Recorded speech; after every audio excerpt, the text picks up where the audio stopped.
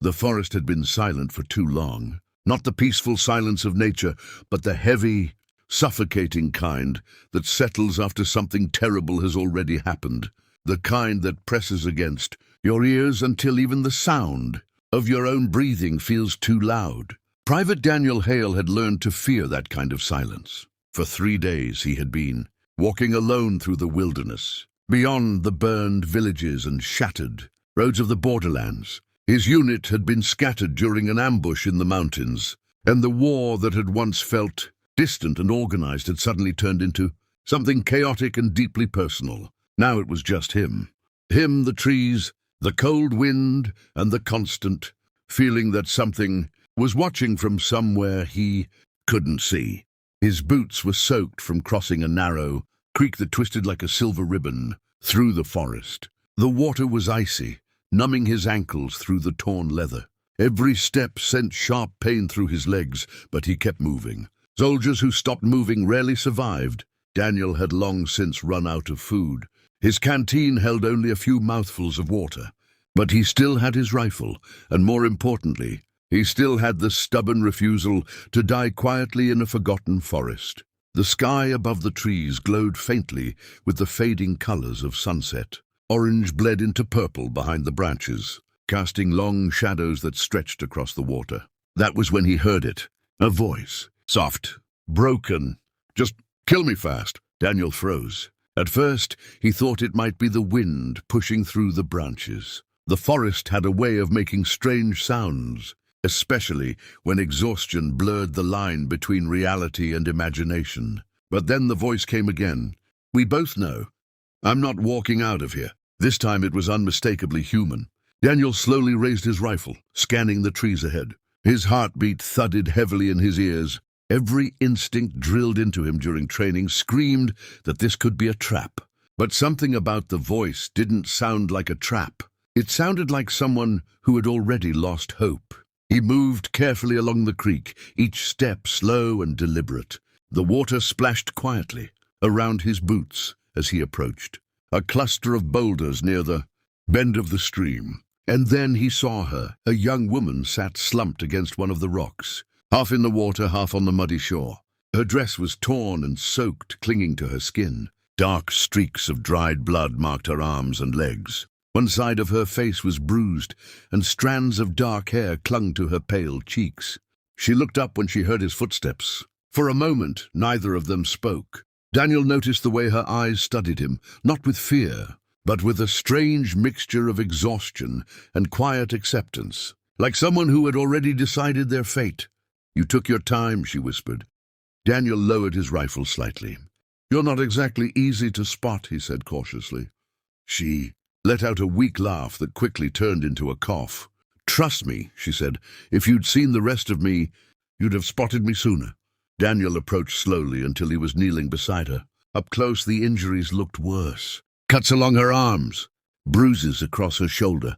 Her legs were covered in mud and blood. But what caught his attention most was the way she held herself stiffly, like even the smallest movement caused unbearable pain. You're wounded, he said. No kidding. I've got a field kit. Save it. Her voice was calm, almost detached. I'm past saving. Daniel had heard those words before. Soldiers said them sometimes when they believed the damage was too severe. But most of them were wrong. He reached for his pack anyway. You don't get to make that call, he said. Her eyes narrowed slightly. You didn't hear me earlier? I heard you. And? I'm not killing you. A faint smile touched the corner of her lips. You soldiers, she murmured. Always so stubborn. Daniel pulled a small bandage roll from his pack. What happened to you? She looked away toward the trees. Wrong place, she said quietly. Wrong people. Daniel followed her gaze, scanning the forest. The war had turned the countryside into a hunting ground for men who wore no uniforms. Raiders, mercenaries, men who thrived in chaos. How long have you been here? He asked. She didn't answer right away. Long enough to know, she finally said. To know what? That I wasn't meant to leave. Daniel began cleaning one of the cuts on her arm. She winced but didn't pull away. You don't know that, he said. Her eyes shifted back to him. There's something you should see. she said quietly. Daniel paused. What? Her voice dropped to almost a whisper.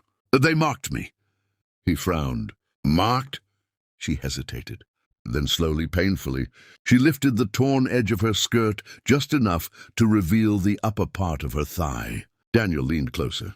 At first, he thought it was another wound, but then he realized it wasn't. It was a symbol, burned deep into the skin.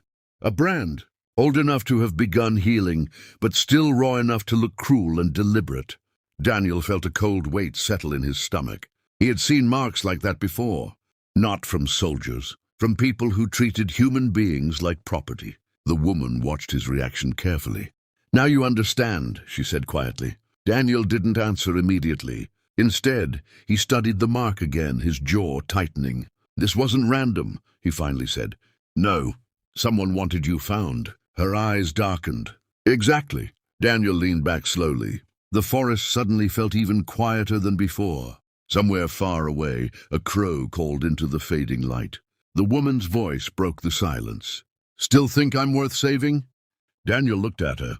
Then he glanced once more at the brand, and something inside him hardened. Yeah, he said. Her eyebrows lifted slightly. Why? Daniel stood and scanned the trees again. Because whoever did that, he said quietly, is probably still looking for you. She swallowed. And? Daniel slung his rifle over his shoulder. And I don't like the idea of them finding you first. For the first time since he had arrived, something new appeared in her eyes. Not hope. Not yet, but something close to it. Daniel crouched beside her again. Can you stand? She hesitated. Barely. That's good enough. He offered his arm. She stared at it for a moment.